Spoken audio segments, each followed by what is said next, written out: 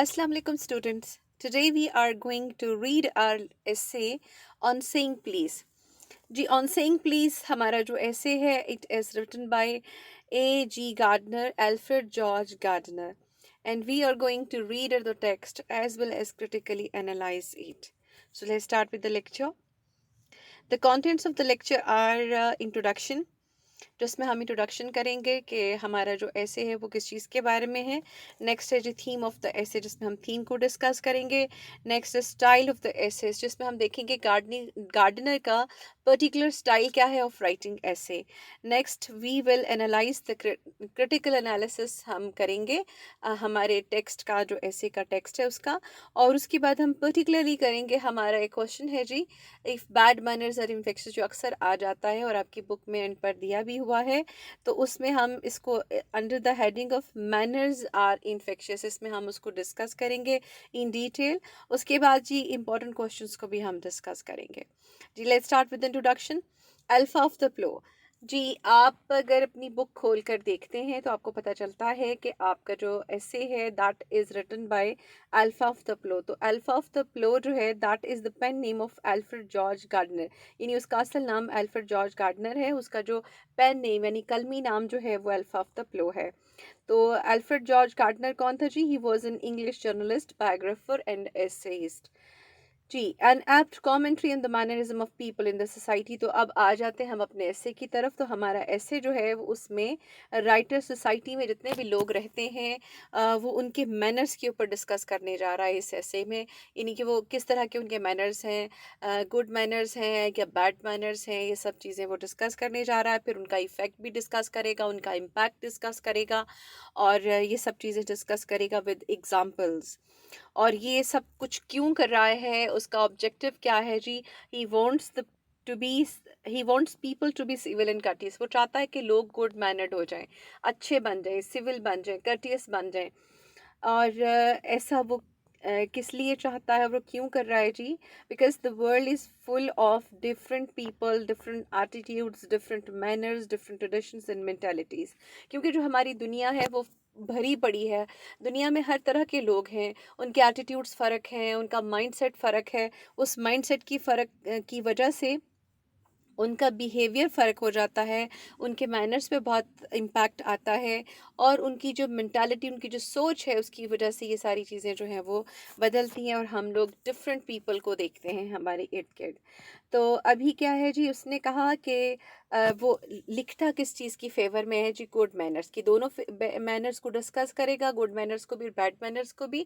और फेवर किसको करने जा रहा है जी? गुड मैनर्स को। क्यों करने जा रहा है? Because he says that good manners make life easier and more pleasant, यानी कि life in it self is a pleasant journey. But वो कहता है कि अगर गुड मैनर्स आ जाएं लाइफ में तो वो उस लाइफ को मज़ीद प्लेजेंट बना देते हैं। और अगर if there are no good manners, यानी कि अगर बैड मैनर्स होते हैं, गुड मैनर्स नहीं होते, तो फिर क्या होता है जी? They will poison the whole atmosphere and small the stream of life.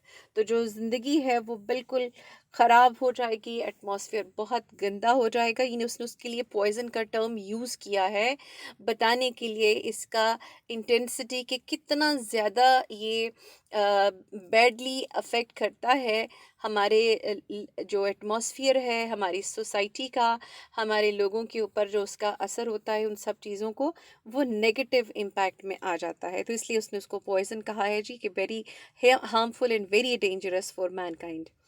Next is theme of the ऐसे। तो थीम क्या है जी? He points out the value of good manners in social life and emphasizes the importance of courtesy and politeness in daily behavior. वो बताता है कि किस तरह से गुड मैनर्स जो हैं वो सोशल लाइफ में अपना रोल प्ले करते हैं और कितना इम्पॉर्टेंट है कि एक शख्स के लिए कि वो कर्टियस हो जाए और वो पोलाइट हो जाए अपने बिहेवियर। मैंने उसका बिहेवियर जो हर किसी के साथ जो है वो बहुत कर्टियस और बहुत पोलाइट, यानी बहुत मोहब्बत वाला, बहुत मरवत वाला हो जाए। तो अभी उसने ये बताया है हमें कि वो उसको ये सब चीज़ें, जो कर्टियस होना और पोलाइट होना जो है, उसको क्यों इसके लिए बात करने की ज़रूरत पड़ी? इसलिए कि उसने कहा कि देयर इज़ नो लॉ, कि जो लॉ जो है वो हमें डिक्टेट करे या हमें प्रेशराइज़ करे to be civil, to be courteous, to be polite. ऐसा कोई लॉ एग्जिस्ट नहीं कर रहा सोसाइटी में। लेकिन क्या चीज़ है जिसकी वजह से हम कर्टिस और पोलाइट हो जाते हैं, कि अगर राइटर भी हमें ये बता रहा है तो क्यों? The civilization culture and tradition enjoin a man to be civil and tolerant. किस पूरी दुनिया में this is universally accepted formula.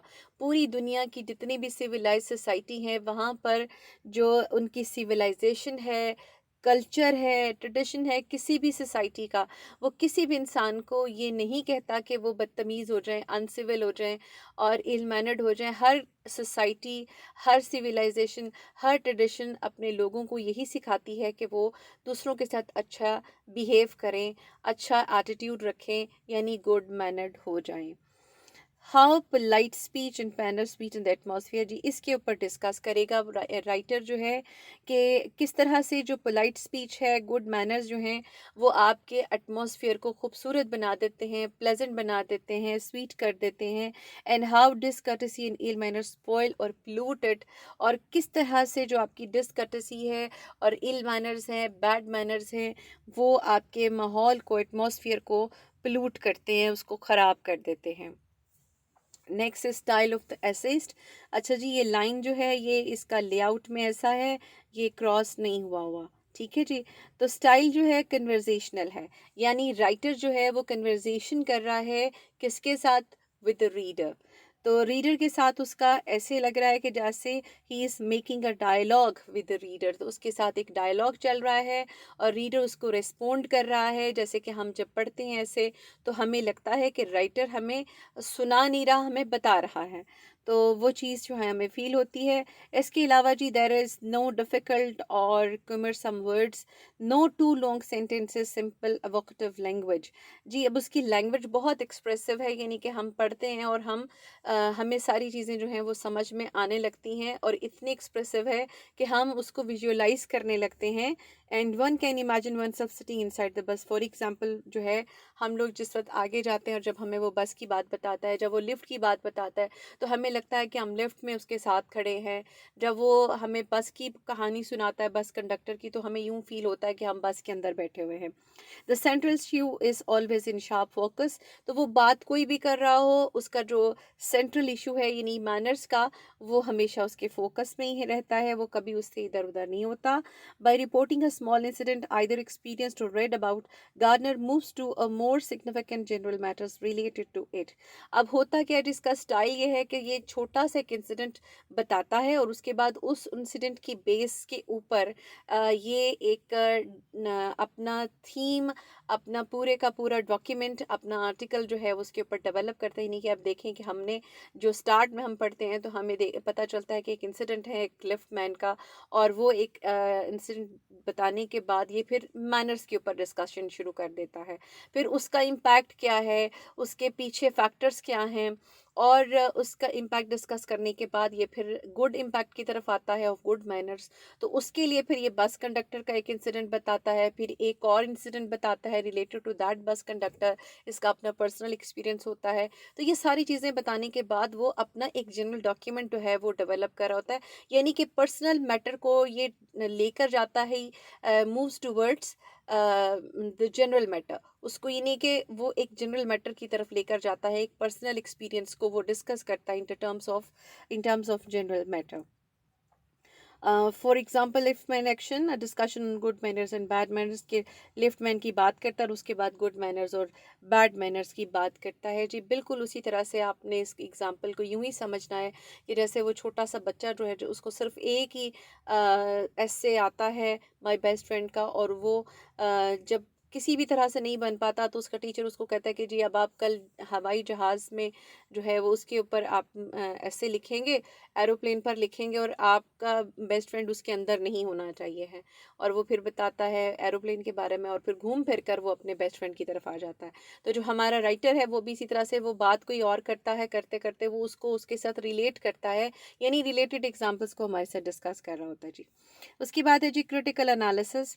अब जी हम इसमें एसे का टेक्स्ट भी साथ में कुछ कोट्स पढ़ेंगे हम, जिसके साथ उसका जो थीम है वो रिलेटेड है, और उन कोट्स को ना सिर्फ हम पढ़ेंगे बल्कि हम उनको अंडरलाइन करेंगे। और आपको पता है फ्रॉम द प्रीवियस लेक्चर्स के जो हमारा रेड में टेक्स्ट होगा, अंडरलाइंड होगा, वो हमारा टेक्स्ट ऑफ द एसे है जिसको हम इसके साथ रिलेट करेंगे और उसको हम याद करेंगे ताकि हम अपने असाइनमेंट्स में उसको लिख सकें। The writer explores the issue of politeness as an extremely important and indispensable feature of civil society. वो बताना ये चाहता है कि हमारा गुड मैनर्ड हो जाना जो है, सिविल हो जाना, पोलाइट हो जाना कितना इम्पॉर्टेंट है, कि अगर हम अपनी सोसाइटी को सिविलाइज सोसाइटी बनाना चाहते हैं तो उसके लिए ये बहुत इम्पॉर्टेंट फीचर है जी। It was a question of please. तो हमारा जो डॉक्यूमेंट स्टार्ट होता है उसमें वो यही बात करता है कि जी रौला किस चीज़ का है जी, झगड़ा किस चीज़ का, शोर सारा किस चीज़ का है जी, प्लीज़ कह दें। तो बात सिर्फ इतनी सी होती है कि कहीं पर भी कोई लड़ाई हो रही है या कोई बैड मूड में है या आप किसी से कोई बात करना चाहते हैं और आपको लगता है कि वो बात आपकी नहीं सुनेगा, तो एक जो प्लीज़ है उसके कह देने से बहुत सारे काम जो है आपके सॉल्व हो जाते हैं। तो it was a question of please. Politeness keeps the social life well oiled and friction free. अगर इंसान पोलाइट ना हो तो हर कोई दूसरे का सिर ही फाड़ता रहेगा, दूसरों के साथ लड़ाई होती रहेगी, उसकी टक्कर ही होती रहेगी। तो उसको फ्रिक्शन फ्री बनाने के लिए, उसको ऑयलिंग करने के लिए, जैसे अगर हम मशीन को ऑयल नहीं करते हैं तो मशीन जो है वो एक दूसरे के जो पार्ट्स हैं एक दूसरे के साथ रगड़ खाकर वो ख़राब होने लग जाते हैं, घिसने लग जाते हैं। तो फिर उसी तरह से राइटर ने कहा कि जी अगर आप चाहते हैं कि जो आपकी लाइफ की मशीन है, जो सोशल लाइफ की जो मशीन है वो स्मूथली चलती रहे, तो उसको ऑयली रखने के लिए, उसको फ्रिक्शन फ्री रखने के लिए ज़रूरी है कि इंसान जो है वो पोलाइट हो जाए और सिविल हो जाए। A good temper radiates pleasantness all around. और उसका इफ़ेक्ट उसने ये बताया है कि जी जो गुड मैनर्स होते हैं उससे खुशगवारियत खुद बहुत से पैदा हो जाती है, यानी कि आपको अपना माहौल सब चीज़ें प्लेजेंट लगने लग जाती है। यानी कि आपको अगर एक दिन अम्मी से डांटनी पड़ती है तो आपको वो दिन बहुत अच्छा लग रहा होता है, यानी आपको लग रहा होता है कि अब सब चीज़ें ठीक हैं, सब सेटल डाउन है। और आपको कॉलेज में आप जाते हैं, आपको टीचर से कोई डांट नहीं पड़ती, सारा कुछ ठीक चलता है, तो आपको उस दिन सब बहुत चीज़ें अच्छी लग रही होती हैं। तो अगर किसी एक से भी डांट पड़ जाती है स्कूल में या कॉलेज में या घर में, तो फिर वो आपका वो जो दिन है वो ख़राब सा होने लगता है और आपको वो प्लेजेंटनेस जो है वो नहीं रहती है। और bad temper poison the stream of life both are highly infectious. अब जी बैड टेम्पर जो है वो क्या करता है कि अगर सिर्फ एक कंडक्टर ने आपके साथ अच्छे से बात नहीं की है, उसने आपके साथ मिसबिहेव कर दिया है ड्यूरिंग योर जर्नी, तो उसमें क्या होगा कि आप जो है वो उसका इम्पैक्ट नेगेटिव आएगा और आप लोग अच्छा फील नहीं करेंगे। तो इस पे उसने कहा है कि जी गुड मैनर्स और बैड मैनर्स दोनों इन्फेक्शियस हैं, यानी जिसको जिसकी आदत पड़ जाती है फिर वो उसी को फॉलो करना चाहता है, उसी को एक्सपीरियंस करना चाहता है जी। गुड बिहेवियर के not be enforced by the law. अब ये उसने एक बहुत मेन बात की है। उसने कहा जी दुनिया का कोई भी लॉ, किसी भी आप मुल्क में चले जाते हैं, कोई भी लॉ जो है वो आपको बिल्कुल ये नहीं कहेगा कि जी आप गुड बिहेवियर जो है वो करें। और ये जो है वो लॉ जो है वो आपको इन्फोर्स नहीं कर रहा, यानी आपको प्रेशराइज नहीं कर रहा इस चीज़ के लिए। तो उसके लिए उसने कहा कि discourtesy is not a legal offence, कि जो हमारा डिसकर्टेसी, नहीं, अगर कोई बदतमीज़ हो जाता तो उसको लॉ जो है वो उसको सज़ा नहीं दे सकता। यानी कि अगर कोई किसी को गाली दे देता है या कोई किसी को बुरा भला कहता है या अच्छे उसका एटीट्यूड, उसका बिहेवियर अच्छा नहीं है, तो इस पर लॉ उसको कुछ भी नहीं कह सकता है। तो इस पे उसने कहा कि जी जब चूंकि लॉ कुछ नहीं कह सकता तो फिर क्या है जी, I may be as uncivil as I please and law will protect me against violent retaliation. यानी कि कोई भी बदतमीज़ शख्स ये कहेगा कि जी मैं जितना चाहे बदतमीज़ हो जाऊं, मुझे कोई भी कुछ नहीं कह सकता है, मेरी मर्ज़ी है, मैं जितना मर्ज़ी अनसिविल हो जाऊं, तो बल्कि उसमें अगर कोई मेरे ऊपर हाथ उठाए मेरी उस बदतमीज़ी के जवाब में, तो लॉ मुझे प्रोटेक्ट करता है उस वायलेंट रिटेलिएशन पे, नहीं अगर वो कोई रिएक्ट करेगा उस बदतमीज़ी पर। तो यानी बिल्कुल वैसे जैसा लिफ्ट मैन ने किया है कि लिफ्ट मैन को उसने प्लीज़ नहीं कहा, यानी वो इल मैनर्ड गाय था, उसने उसको प्लीज़ नहीं कहा, लिफ्ट मैन ने उसको धक्का दे दिया लिफ्ट से बाहर, जैसा कि अभी हमने देखा भी है। ये हमारे सामने ही है जी, जो हमारा फर्स्ट हमारा पेज है उस पर हमें नज़र आ रहा है कि जो लिफ्ट मैन है वो धक्का दे रहा है उस आदमी को, सिर्फ इसलिए कि वो जो आदमी है उसने उसको प्लीज़ नहीं कहा है। तो इस पर उसने कहा कि जी ये जो चीज़ है, इस पर कोई भी लॉ प्रेशराइज नहीं करता है। और बल्कि रिटेलिएशन करने पर लॉ जो है वो अगले बंदे को पकड़ लेता है कि भाई आपने क्यों इसके साथ इस तरह से किया है जी।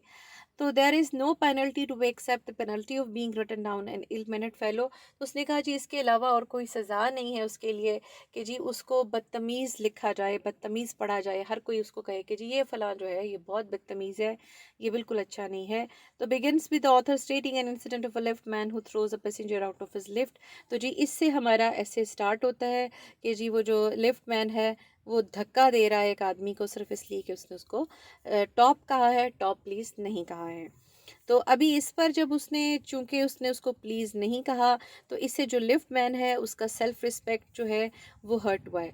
अब एक चीज़ देखने की है, सिर्फ ये नहीं है कि जो कोई ऑफिसर है या कोई बहुत अमीर आदमी है या एलीट क्लास का शख्स है तो सिर्फ वही हर्ट हो सकता है या उसकी सेल्फ रिस्पेक्ट होगी। सेल्फ रिस्पेक्ट तो हर इंसान की है और यही हमें राइटर हमें बताना चाहता है।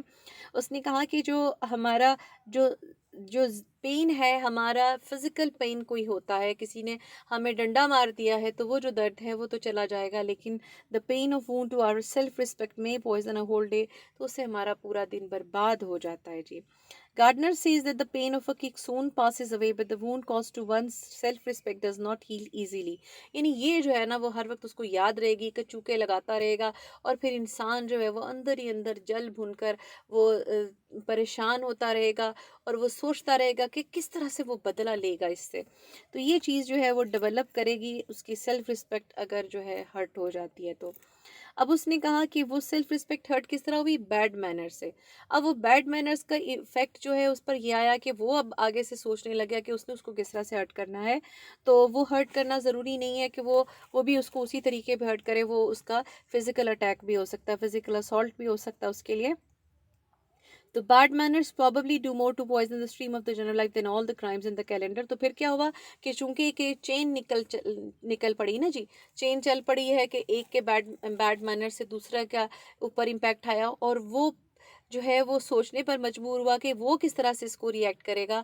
तो अब वो जब उसका रिएक्शन आएगा तो उसके बाद फिर उससे जो है उससे मिलता जुलता एक और रिएक्शन भी आ सकता है और फिर वो उसकी एक चेन शुरू होगी कि फिर उसका रिएक्शन आएगा।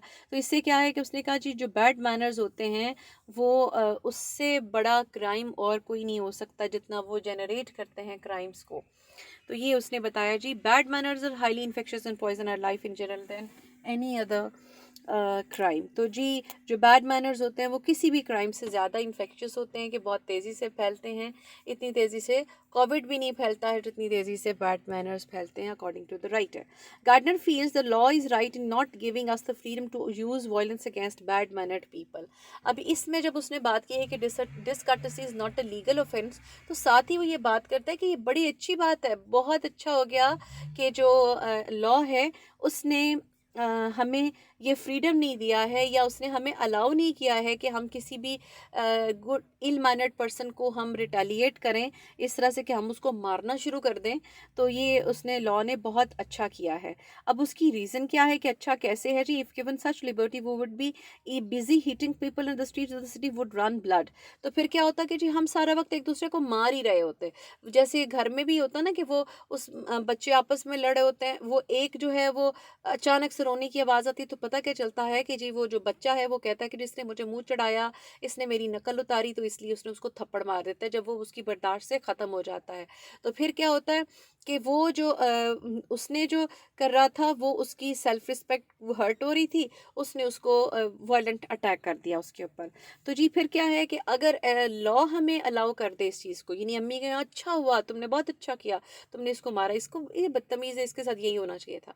तो फिर क्या होगा, यानी यही चीज़ बताई जाती है कि पेरेंट्स को भी वायलेंट नहीं होना चाहिए है इसकी रिएक्शन में कि अगर बच्चे बदतमीज़ी कर रहे हैं तो क्योंकि उसने कहा कि इससे क्या होगा कि हम लोग तो सारा वक्त यही काम करते रहेंगे, एक को मारा उसने बदतमीज़ी की, उसको मारा, यानी हम रोड के ऊपर भी मारते चले जाएंगे, घरों में भी मारते रहेंगे, पब्लिक प्लेस पे अपनी वर्किंग प्लेस पे, है नहीं, हर जगह पर। तो फिर क्या होगा, सड़कों पर खून ही खून बह रहा होगा सर।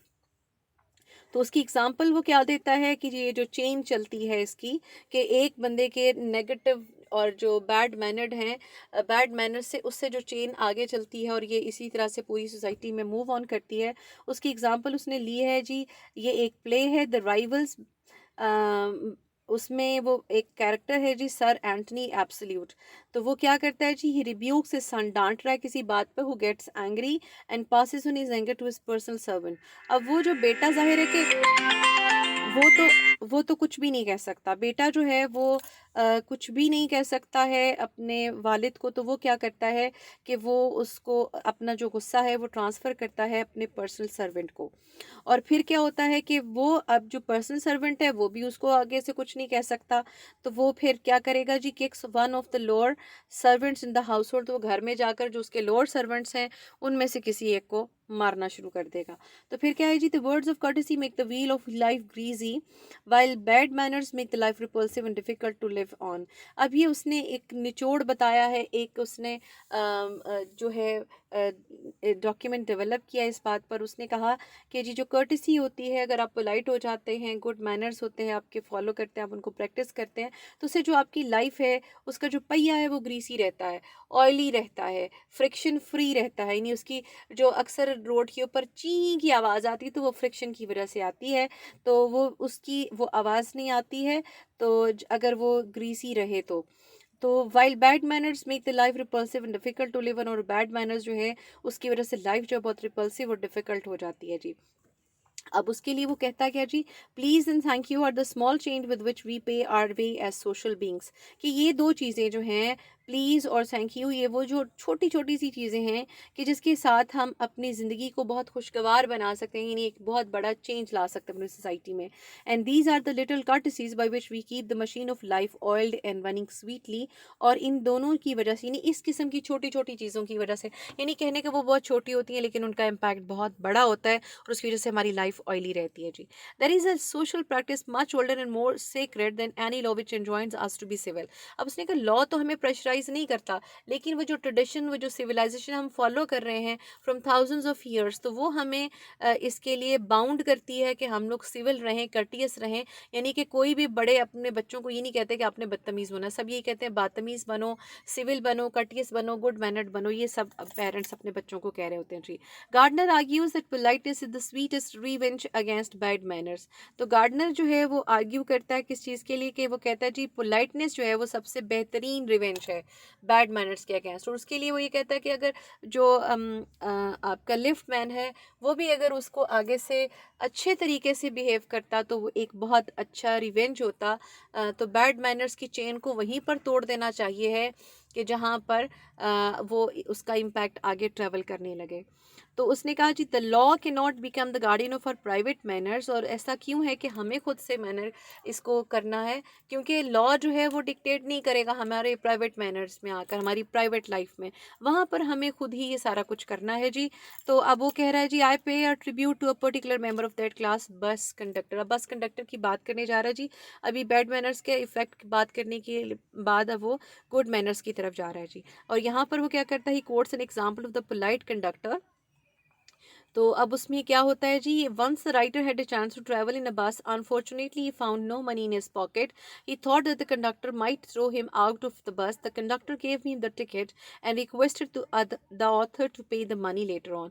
इन इसके पास पैसे नहीं होते, ये उससे बड़ा डर डर कर बताता है कि जी मेरे पास पैसे नहीं है, और ये एक्सपेक्ट कर रहा होता है कि वो इसको डांटेगा, लड़ेगा, इसको बस से फेंक देगा जैसे लिफ्ट मैन ने फेंका था। तो लेकिन ये है कि वो अनएक्सपेक्टेडली इसको कहता है कोई बात नहीं, आप फिर किसी भी दिन पे कर दीजिएगा, और उसको टिकट दे देता है। तो इससे बहुत अच्छा इम्पैक्ट आता है राइटर के ऊपर, और उसको सब चीज़ें बहुत अच्छी अच्छी लगने लग जाती है। वो जो कहते हैं ना, यू मेड माई डे, तो बिल्कुल वो जो कंडक्टर है, he made the day of the writer. तो अब वो जो कंडक्टर वो करता क्या है जी, he muse the passengers with his happy mood and words of courtesy. तो वो इसी किस्म का बिहेव करता है अपने तमाम जितने भी पैसेंजर्स होते हैं उस बस में, उन सब के साथ इसी तरह से वो पेश आता है जी। तो इस पे क्या कहता है कि जी वो सारे लोग जो हैं वो दूसरी बसेस की बजाय इसकी बस को प्रेफर कर रहे होते हैं। That was the reason the people waited for his बस टू बोर्ड ऑन। तो यही बात वो कहता है कि जी इसकी वजह से जब आपको आदत लग जाती है कि जी ये बंदा अच्छा है, तो फिर आप उसी के साथ रहना चाहते हैं। तो ये जो उसका बिहेवियर है, गुड मैनर्स जो है उसके, irradiated such an atmosphere of good temper and काइंडलीनेस।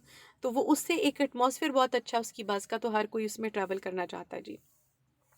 Writer कहना ये चाहता है that man is a social animal, तो no respect for the society and its value is just an animal. अगर आदमी के अंदर रिस्पेक्ट नहीं है सोसाइटी के लिए, अपने सोशल फेलोज़ के लिए, उसकी वैल्यूज़ के लिए, तो फिर वो सोशल एनिमल नहीं रहता, वो सिर्फ एक एनिमल बन जाता है। Sorry for this.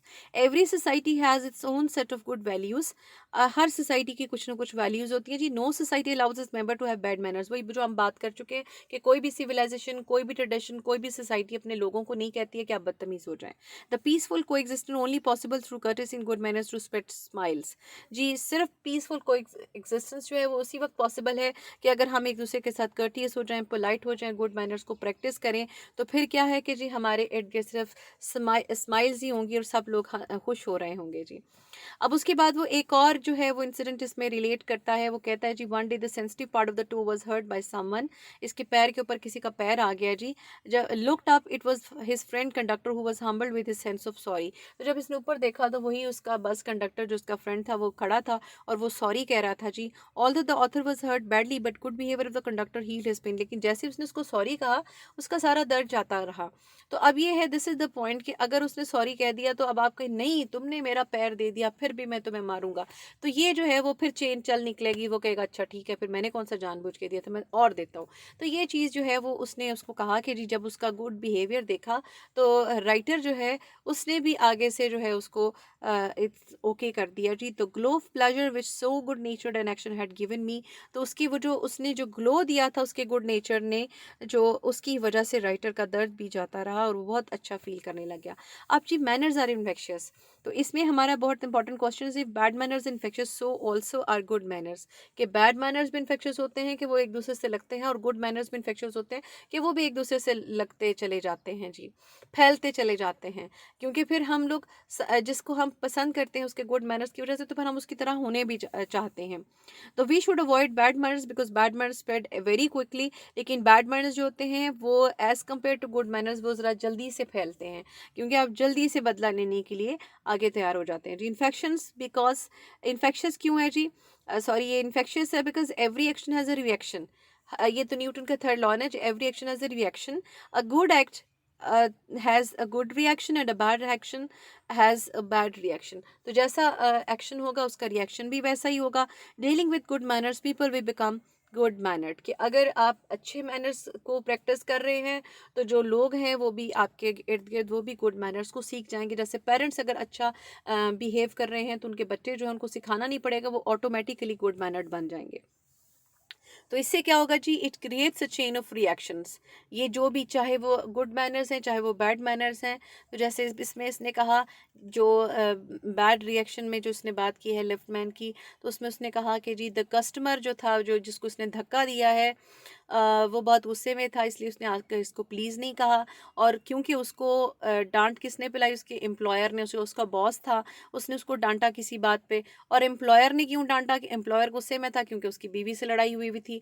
और बीवी की लड़ाई क्यों हुई थी, क्योंकि बीवी बहुत गुस्से में थे, कुक ने उसकी बात नहीं मानी थी। तो कुक जो है उसने बात क्यों नहीं मानी थी, उसको गुस्सा था क्योंकि जो हाउसमेट थी उसने आगे से उसको जवाब दिया था और उसकी ईगो हर्ट हो गई थी। तो ये चेन चलती रहती है। तो हर एक ने टू रिस्टोर द इक्विलिब्रियम, उसने अपना जो ये मैनर्स थे, अपना जो बिहेवियर था वो शिफ्ट किया टूवर्ड्स द अदर्स। तो इससे क्या हुआ कि वो फैलता चला गया सोसाइटी में। तो good and bad manner cast a deep impact on our general life. एक का इम्पैक्ट जो है वो पॉजिटिव है, एक का नेगेटिव है। Through acknowledging the service of people not ordering them like superior. अब राइटर ने कहा कि गुड मैनर्स को प्रैक्टिस किस तरह कर सकते हैं, through acknowledging the services of people. यानी अगर किसी ने आपके साथ अच्छा किया तो ये ना करे तो क्या था ना करता। तो या फिर आप ये कहें कि तो उसका फ़र्ज़ था, उसकी ड्यूटी थी कि उसने ये करना था। बल्कि आप उसके लिए हम्बल हो जाएं। अगर आपने किसी से कोई बात करनी है या आप कोई काम करवाना चाहते हैं तो बजाय इसके कि आप उसको डिक्टेट करने लग जाएं, आप उसको रिक्वेस्ट करें कि प्लीज़ आप ये मेरा काम कर दीजिए। तो सुपीरियर की तरह आप ऑर्डर ना करें, आप लोगों की सर्विसेज को एक्नॉलेज करें। तो क्योंकि उसने कहा जी, an easy give and take instead of on the basis of superiors dictating to inferiors. तो जी गिव एंड टेक का मामला होना चाहिए। Every religion gives the message of peace and love.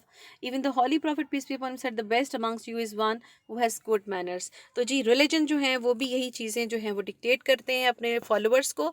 The bad manners are subjective. Bad manners जो subjective होते हैं क्योंकि उसका इफेक्ट जो होता है that changes, that varies from person to person, हर एक के ऊपर उसका फ़र्क होता है। किसी को बहुत बड़ा फील होता है वो बात, किसी को वो बहुत छोटी लगती है। Sometimes even a light comment और action can hurt a man. और बाज़ औक़ात बहुत छोटी सी चीज़ के ऊपर इंसान हर्ट हो जाता है। It depends on our mental state at that time कि उस वक्त हम किस स्टेट में हैं। अगर तो हम बहुत अच्छा मूड है तो हम उस चीज़ को बस इग्नोर कर देते हैं, और अगर हम पहले से गुस्से में हैं तो हमें वो बात बहुत बुरी लगती है और हम लोग उसको बहुत स्ट्रांगली हम रिएक्ट करते हैं। If we are already hurt और disturb then anything can provoke us. तो अगर हम पहले से परेशान हैं तो फिर वो थोड़ी सी बात भी हमें बहुत गुस्सा दिला सकती है। तो उसने कहा कि जी those everyday civilities sweeten the general air. तो ये जो छोटी छोटी सी बातें हैं इससे हमारे जो एटमॉस्फेयर है, सोशल एटमॉस्फेयर, वो बहुत ही प्लेजेंट हो जाता है। The writer pleads us to restore good manners in order to make the society a safe and pleasant place to live on.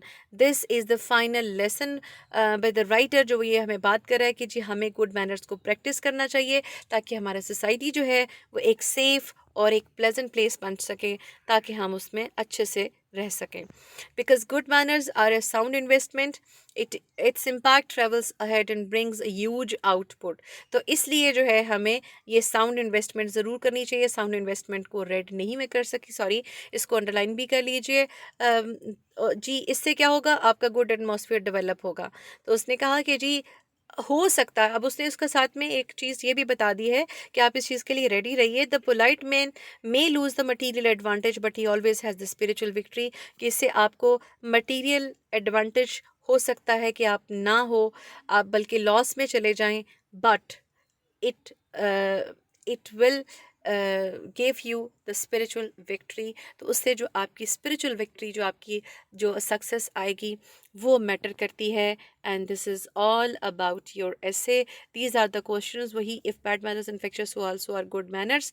तो इसमें भी हम डिस्कस करेंगे, और सिर्फ इतनी चीज़ को डिस्कस नहीं करेंगे, हम बाकी पूरे essay को भी डिस्कस करेंगे। तो क्रिटिकली एनालाइज करना है हमने पूरे का पूरा essay अपने सेकंड क्वेश्चन के लिए भी, और फर्स्ट क्वेश्चन में मेन हम बैड मैनर्स इन्फेक्शस की बात करने के बाद हम बाकी बातें करेंगे। This is all about your lecture today. Thank you एंड अल्लाह हाफ़िज़।